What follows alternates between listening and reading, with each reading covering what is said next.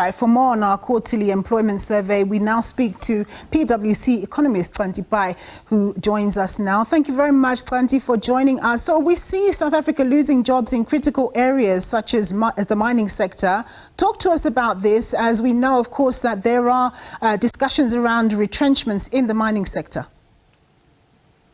No, that's absolutely true. And I think what we are recognizing, of course, is a really difficult patch that mining has been going through over a period of time with depressed commodity prices. Of course, we're still getting over the logistical issues that we faced in that industry, and that's one thing. And of course, global growth itself has also been a little bit stunted. So over a period of time, that sector has had the difficulty that it has.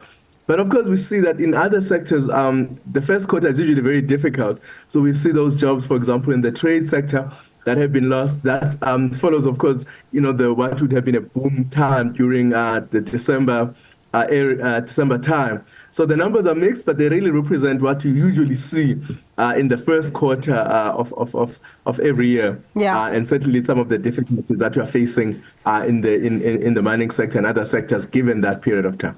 It was interesting to see that there was an increase in jobs in the manufacturing sector. And I say that because that's the first quarter, and yet load shedding was still a theme in that quarter. Your thoughts? Yes, that's certainly. And I guess, but things did sort of get better a little bit. There has been sense that I think PwC did a survey of CEOs, and many of these CEOs have said to us that they look towards, if we look towards the rest of the year, that they are really looking at a positive outlook. And so perhaps that is a time where they have been actually starting to build up their stocks so that they can actually be able to be in a position to take advantage of this positive energy that they seem to think is coming in the rest of the financial year. But I do think that actually some of the positivity that we saw in energy, especially towards the end of that quarter, may have also been quite positive for manufacturing, given that there has been some stability in some sense. And of course, we know that an important thing that has happened is that many manufacturing businesses have been building their own energy capacity.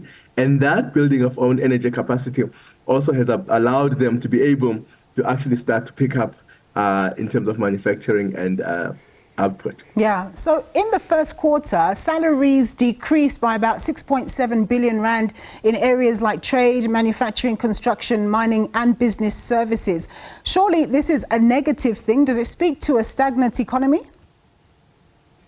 Sure, and I think what we saw, and I think this is interesting and related to the previous survey, where we started to see that many businesses actually are taking down in terms of permanent staff. So you're seeing non-permanent jobs being a defining feature now.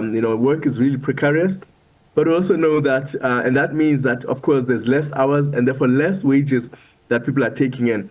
But that tells us